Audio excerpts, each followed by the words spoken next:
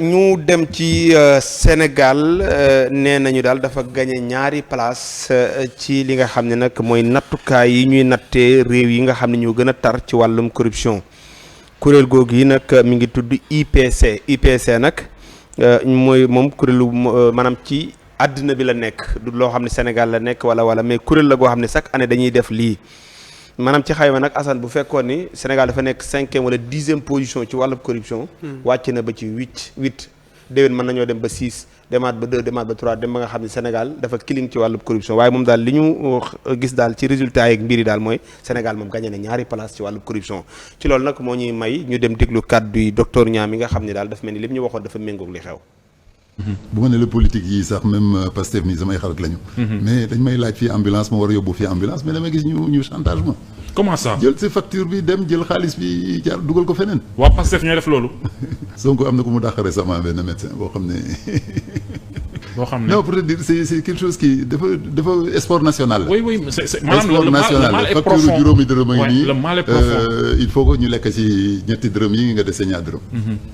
bu ñu jëlee juróomi dërëm yëpp. voilà mi ngi noonu docteur Niang la ñu gis noonu Assane kon mu wax daal xëy na koo xam ne Ousmane Sonko jëflante na ak moom ci loolu lu mel noonu nii nga xam ne indi na ambulance teg ko ak yeneen yu ni mel waaye daal Sénégal mën nañu wax ni bravo su fekkee nattukaay gii daal nattukaay yu wér la kon Sénégal a ngi dellu ginnaaw ci wàllu corruption.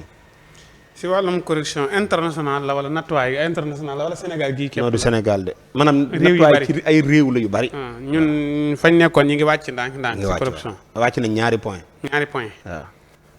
waaw bu dee at mu jot ñu wàcc ci ñaari point de mën nañoo dem ba corruption bi duutu demee noonu waaw corruption nag dafa bëri ay kii ndax am na loo xam ne corruption la am na loo xam ne du corruption.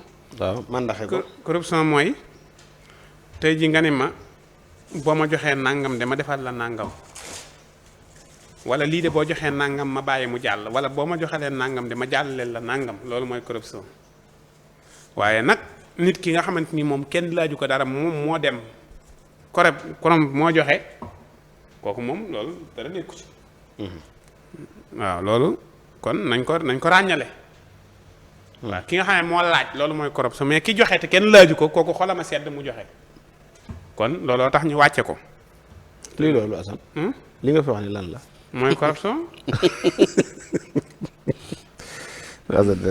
li ki laaj mooy corruption ki laajut du corruption. waaw loolu day am ñoo xamante ni comme ça tey ji da nga leen di defal dara seen xol sedd. ñu yëkkati dara jox la ko. am na ñoo xamante ni dañ naan la lii kat bala ma la koo defal da nga may jox temps ma defal la ko da nga may jox temps ma defal la ko moom mooy corruption. mais xol sedd mais ki laajul du corruption. waaw kooku moom du corruption. waaw. waaw mais exemple tey ki yëg ni am na sujet bu ñuy traité tey. mu yëg ni solution dinañ ci wax. mu woo ma maanaam mu jékki-jékki rek dugalal ma benn xaalis wala mu am lu ma may. te xam na lii suba dinaa ci wax. mu yónnee ma ko ni cell. loolu corruption la. waaw laaju ma ko dara. waaw corruption la yow yaa ni kii ñu laaj. yow yaa ni yëg na ni suba. waaw exemple mu def loo xam ni mais soo si waxee ba pare. boo si waxee ba pare. mu ñëw loolu du corruption. boo ci waxee ba pare. waaw boo si waxee li nga gëm. Assane nag lu tax nga dëppaat wax. non non da nga ne woon ki laajul. non dëgg la dama ne boo waxee li nga gëm. bàyyi sa bopp moom mu gis ni kii kat li mu wax la gëm. mais nit ku baax a ngi nii sama xol sedd na si moom naa ko jox lii su boobaa loolu du corruption. léegi kooku bu ñëwaatee ëllëg daal di waxaat ni la ma waxoon génn naa ca nag. li ma waxoon si lan waaw boobaa moo xam. mais du corruption. waaw du corruption. kon nañu xàmmee li nga xam ne mooy corruption benn nag docteur Diallo. docteur bi. ñaa moom de daa mel ne kon waa Pastef ñi moom ñu ngi topp si procès bi daw te ndekete xamuñu procès bi. dégguñu procès bi. ay ca bisimilah. léegi moom waa Pastef la wax. wala ministère Sonko am na ku ca bokk ku def. moom loolu daa matoon a ràññale ndax moom waa Pastef la wax. waaw te man yaakaar naa waa Pastef war nañoo dégg procès bi war nañoo xam procès bi. ba egsi fii kon buñ demee di def ngaj googu yi kon dégguñu woon procès bi. mais ay nit mën nañoo bokk ci biir ba pare te fekk amuñu idéologie. non ñi si bokk ñëpp dégg nañ procès bi. xam nañ non mais Assane am na ñu ko dul dégg. tey exemple tey murit gi ñu doon. am na ñu ci nekk mais li ñu nekkee sëñ Muntaxa neexu ko. sëñ Tuubaa bëgg ko. te pourtant nee nañu ay murit lañ. nee nañu ay murit lañ waaye jëfuñu si jëf joo xamante ni jëf ju mën a jëmale yoon wi kanam la. waaw mooy tombeek li nga wax ne exemple. nit mën na nekk ci projet bi. te yorul idéologie projet bi. non projet bii moom ñi si nekkoon ba am maanaam tolluwaayu mën a def di dindi ñooñu ñu gëmoon projet bi la waaw ñu gëmoon projet bi lañ te ñu sonnoon si projet bi lañ kon nag bu ñu demee ba toll fii tàmbalee def loo xamante ni bokkut si projet bi man dana ma jaaxal.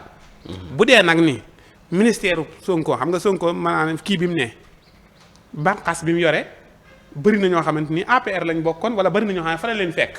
bànqaas ban. bànqaas bi mu yore premier ministre. waaw lu mu gàtt gàtt am na fanweeri nit yoo xamante ni fa la leen fekk te dafa continuer ak ñoom liggéey. loo koy xoole noonu la demee fanweeri nit. non tànkam bi la laa gis mu laa sant mu may laal. waaw waaw Aliou dañuy ay ma xool Sadio. waaw. xool waaye ka nga xool weddi ko. non non sama tànk laa doon yëngal. damaa yaakaar damay non dafa maa laal. defe ne dama ko. damaa yaakaar damay weddi sax. déedéet moom mii mu xool la pour weddi ma. dama ni lu gàtt gàtt fekk na fa lu mat fanweeri nit waaw si ministère bi mu yore. te bàyyi na leen fa.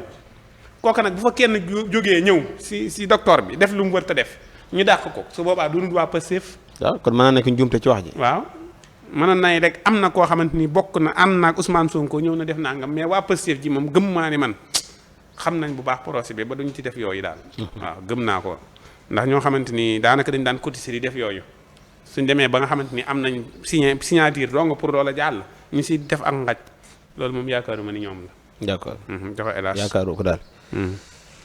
mais corruption daal ni nga ko waxee kii na. waaw corruption moom son yi noonu yi la demee. léegi xale bu fekkee da nga ni ma léegi xale bu jigéen bi nga war a bëgg. mu leer ne da ngaa pare pour bëgg ko. di neexal nday ja ba nga xëy. ni ko kat damaa bëgg sa doom ji. loolu du corruption. waaw loolu lislaam la ko sant. lislaam waaw lislaam moo ni boo bëggee li nga bëgg da nga say nangoo sonn. mais lislaam ma ko wax da samay wax. fekkee da ngay weddi fu ko lislaam wax man kay li ma wax mi ngi fi. adit alaaji li nga wax ni kay lislaam ko wax bu nee léegi lislaam ko wax. man li ma war a mooy mi ngi nii ma jàkkaar loolu. lislaam ko wax mi ngi nii ma jàkkaar loolu. léegi fu ko lislaam wax. mi ngi noonu ma jàkkaar loolu kay. mi ngi joxe hélas da nga ko gis. alaaj da nga ko gis. gisu ko de. waaw gis nga man maa ko gis. waaw. lislaam moo ni boo bëggee dara da ngay def dara. lislaam fu mu ko waxaat ngir dara ja mën a sotti. fu mu ko waxaat. waaw mi ngi nii ma jàkkaar lool man kay li ma la wax dama ngay wax xam fam ne. waaw léegi balaa alaajee jeexal dinaa woo imam Babacar Sylla ba xam ndax lii lislaam a ko wax. jeex na est-ce que loolu lislaam àtte na ci wala. woo ko incha allah imam mi ngi ñuy seetaan dinaa ko woo léegi alaaji. kon daal Sénégal mi ngi góorgóorlu suñu sukkandikoo ci IPC mi nga xam ne daal moom ci xeetu nattukaay yi la nekk di xool réew yi nga xam ne ñu ngi gën a avancé ci wàllu corruption. Sénégal nag nee nañu barème bi wàcc na maanaam daal fi ñu tolloon. mi ngi wàcc ci wàllu corruption gagné nañu ñaari point. waaw waaw xam naa ne xayma bi moom mooy defarul leen gaa yi ñëw na fa la ñu xayma xam nga bareen saay xayma bi xam nga léeg-léeg ñu fal nit ci moo xam entreprise moo xam kii maanaam bu ñëwee gaa yi jikkoom moo tax gaa yi dañuy jubbanti rang yi mais taxagut ñu jub comprendre nga léegi nag boo xaymaa ci loolu léeg-léeg moo tax xam naa sax mu nekk ay deux kii waaye buñ demaatee xaymawaat mën nañu gën a gagner ay points parce que dina fekk rigueur soog a ñëw comprendre nga mais léeg-léeg xam nga ñu xayma boo xamante ni gars yi ñoo defaru waaye defaraguñ leen sax parce que yi ñu war a tënk pour xeex corruption ki ñi ngi koy defar pour xeex corruption est-ce que xaw ma ndax comprendre nga li ma bëgg a wax wala déedéet xam nga am na lu bari loo xam ne état bi mi ngi koy teg pour xeex corruption loo xam ni sotteegut ci comme te gars yi commencé nañoo jubbantiku comme ci kon donc li jubbanti gars yi mooy gars yee ñëw rek waaye du li ñu tegagum moo leen jubbanti xam naa leen donc nag bu kon dalay wan ne la li ñuy teg xel mën naa maanaam comme ci mel nan exemple comme DC mu duggee lim la wax rek nee na yu si ëpp yóbbu nañ ko si display amatul dem teew di xam nga am na yu bari yoo xamante ni bi yóbbu tey nañ ko si machine yeeg yooyu digitalisé waaw ñu ngi koy digitaliser ak yooyu boo xoolee lu jëm ci côté télé bi ak circulation yeeg yooyu nga doon am na yu ñu gouvernement bi di prévoir pour takk wutal gars yi ay GoPro ay fay ci kii yeeg yenn affaire yu bari yoo xamante ni bi léegi nguur gaa ngi koy def pour xeex corruption mais yoo xam ne ñu ngi koy mettre en place léegi nag bu fekkee ne xayma nañ daal ne Sénégal gagné nañ nangami place dafa fekk ne gars yi ci seen jëmmi bopp ñoo commencé ne gars yi. ñun kay gars yi amuñu caaxaan de. il faut ñu maanaam gars yi commencé di jub. mais li leen di jubbanti dëggantaan. ñi ngi ci yoonu teg ko. kon buñ ko tegee ba pare ba gars yi xaymawaat. ñaari place yooyu li Assane di wax danañ romb loolu. fop waaw parce que bu boobaa yëf yi dina gën a loolu. boo dégloo li docteur bi wax. waaw. ci yenn nit ñi jubadi parce que li nga expliqué sànq dafa am solo. parce que li tax mu am solo. maanaam du ñëpp ñoo connecté. ci yëf yi am na ñoo xamante ni bii. dañu ñëw wàll si ci mbir mi. Ousmane Sonko mës na ko wax sax daal ne am na defe naa même président sax wax na ko. ne am na ñoo xamante ni bii nekk nañ affaire sax gën a jub ñenn ñu nekk ci biir ñu ñaandal. Ousmane Sonko wax na ko président Diomaye wax na ko. waaw te Ousmane Sonko ba mu koy wax boobu fal gars yi faloo guñ mu wax ko ne am na ñoo xamante ni bii tey mi ngi ànd ak ñoom te am na kon donc xam na te loolu mooy li nga xamante ni bii mooy li mais li am solo mooy le fait que docteur bi ne waa Pastef réaction journaliste bi moo am solo parce que journaliste ni ko Pastef waa Pastef loolu dafa am solo xam nga lu tax mu am solo. maanaam. tey jii bu fekkoon ne dañ ko wax ci beneen partie journaliste bi du def. réaction bii mu def. day xam ni lu war a mën a ne la. mais le fait que nit ñi jàpp ni waa Pastef waruñoo jubati. loolu c'est quelque chose de très important. loolu lu baax la ci am réew. parce que li tax mu baax ci am réew ñu ne ñii de ñoo yor nguur gi. mais kenn seen tuut ci ñoom ñu war a jubati.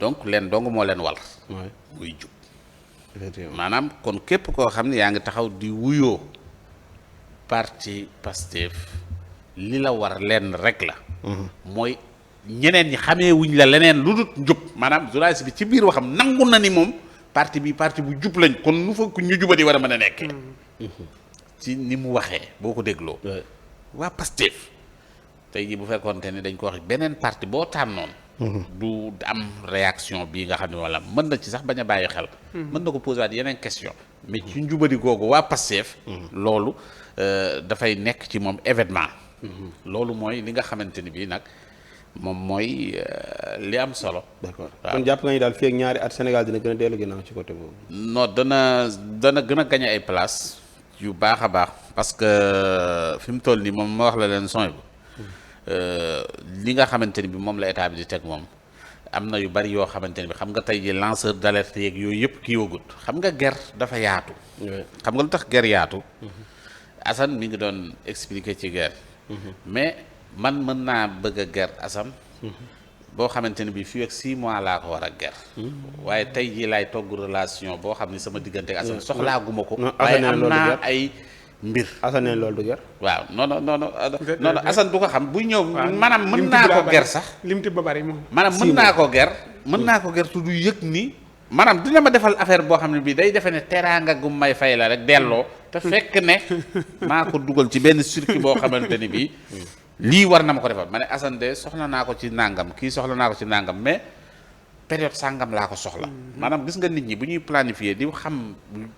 mais ñii tëñëxi nii rek après mais façon guerre boobu après dina nekk guerre boo xamante ni bi dina am na ñoo xamante ni bi dañ daan ñëw am na seen bagage yu war a ñëw mais ñu dem ci ay kër kii wàcceel leen ay mbir yoo xamante ni bi defar leen teraanga goo xam ne yëf ya ñëwagut comprendre maanaam soxlaa guñ la léegi na nga naan non waa ji ma ba xoolal vraiment dafa ñëw rek defal ma ko nii dem yoonam vraiment lii xoolal moom di jékki-jékki wala téléphone xam nga waaye yaa ko moom loolu du dara. xam nga lépp ci préparation bi. loolu nga naan non vraiment sa waay baax na quoi man daal man kii yow léegi li nga tëdd yëpp yaa naan non man daal man kii xaw ma nu ma ko war a def quoi vraiment li nga ko war a def nag bés bu jotee.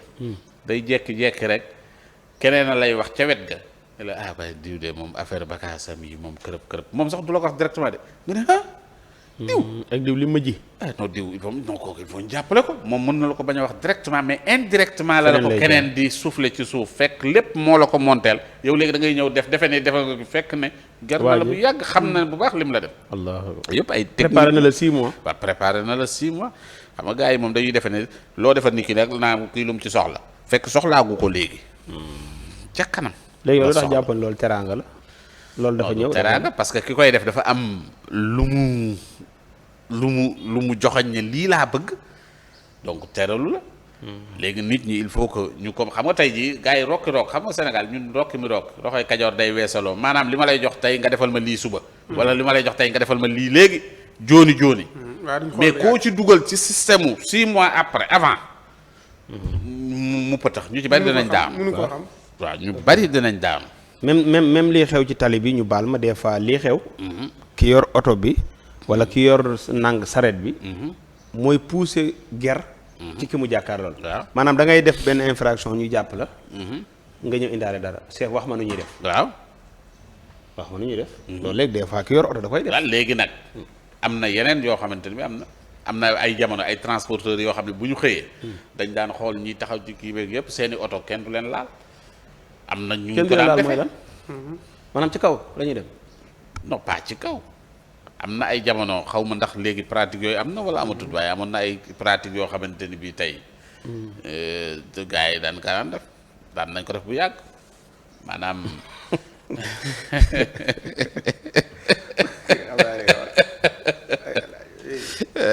amoon na ay pratique yu doy waar yoo xamante gars yi dañ ko daan def waaw mii ne fépp foo xam ni kii bu ko defee seen i kii dañuy kii maanaam seen kenn du leen jege. man damay fàtte waaye temps yi passé fekk waaja réglé na lépp. xam naa léegi xam nga damay fàtte waaye temps yi man am na lu ma dama xamul lan laa jël mais waaj daal bi ma limalee ni ma li nga ma fay arrangé wu ma dani ma damay samp bërëb sàngam damay samp bërëb sàngam damay samp su ma fayee pièce lu ma ciy am. ci ngay xam ni kon des fois ñoom ñooy programmé itamit. di jiite loolu. ndax lu tax ngay samp yow nooy amee ay këyit yu mat di samp naan damay samp bërëb sàngam fii dama fay samp fii samp fa. non mais oto bi ci boppam moo warta daw. moo wërta oto bi ci boppam moom la ñuy wax transport irrégulier maanaam oto bi ci boppam. moo wërta daw même loo këyit yëpp boo ko amee. oto bi ci boppam warta daw lii ngay daw. loolu xanaa kilifa yéguñu ko. waaw kañ transport irrégulier. clando yii saa yi ñu leen bëggee jàpp dañu leen jàpp transport irrégulier. parce que amul fenn fu ñu teg war a clando. loolu rek lañ leen di jàppe maanaam mën nañoo yor lépp. mais waruñoo yëpp alaaj nag loolu kon ñi jiite réew mi nag kon ñoo bëgg loolu di am. xam nañu kii valable pour daw nga bàyyi ko muy daw kon daa am ñoo bëgg a may xaalis. waaw mais xam nga yooyu yëpp mooy régler bi nga xamante ni bi affaire yi kii yaa ngi dinañ ko régler rek ndànk-ndànk xam nga am na réew boo jëlee loo xam ni ñun da ngeen defee ne réew la fi ñii fekk mais fekkuñu fi réew. ñu fi fekk. maanaam waa ji dafa mel ni dañoo faloon ñun ay boutique lañ yor rek di def lu leen neex. yaa ngi dégg charte yëpp nag yi war a doxal léew am na fi. dégg naa yor nañ ko waaye daraa ci dox. xam naa li nga wax léegi nag boo bëggee doxal charte yi réew mi war a dox. moo waral coow lii yëpp ngay dégg. waaw. yaa ngi dégg maanaam ki fi doon nekk doxalu ci musuñu cee doxal dara. d'accord léegi nag boo ñëwee nag bëgg a doxal charte yi moo waral coow li. aywa jaajëf am na solo mais démb waa ji def na la mise en garde. nee na boo ñemee nga delluwaat ci nga insister Babacar ci affaire lex yi nee na démb teg na vidéo bi nee na kuy Babacar kan nee na su dee ñemee nga nee na su dee ñemee nga rek nga insister. non insister na na ci kii. na indi lex yi nga naan na indi lex yi. alaaji xoolal Babacar mi ko indil. ma ne na indi lex yi nee ko indil. non Babacar na indi lex yi man kañ. yi nga daan wax ci mag yi naan falu ami la mu naan mise à garde na indi lex yi.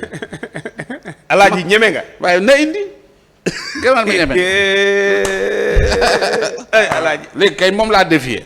ah waaw na ko indi. fu ma sa foo ma sa waxee ci lexi mag. waaye na ko indi. lexi kan. déet waxuma loolu de li lan lañ ci doon wax. déedéet yow da nga maanaam dafa am ay journalistes yu doon wax. waaw donc journalistes yi ban sens lañ jëmale wax. non non dafa am ñu wax ni ak seen lex yi. non xaar dafa am ñu commencé wax lex gaa yi nga ni. waaw bu ñu fontoo ku liggéey ami lex maanaam. lex bu na leen am lu leen neex nga ni loolu bu ñu fontoo. waaw man la alaaji lexi mag yi daa nga ci wax. lexu mag yi lan laa wax ci lexu mag yi. waaw comme ni nga Babacar kay. waaw léegi na indi lexi mag yi man yaakaar naa waxu si woon de. ah. da lay sol ci mbedd. waxoo ci de xanaa. waxuma ji waaw lexu mag lu ma ji wax. yëguma fu mu si waxee de. lexu mag. non yëguma fu mu. Babacar yow lay napp. li nga wax a gën a nekk maando te yëguma foo ci wax. yëguma fu mu si waxee de moom it na wax ni mu si waxee fàtte naa ko rek. non non waxuma waxal loolu. waaye beneen waxuma ji. waxoo ko na indi lex yi na ko indi. ko indi. Babacar may yàlla la am de dara. yàlla. ay jë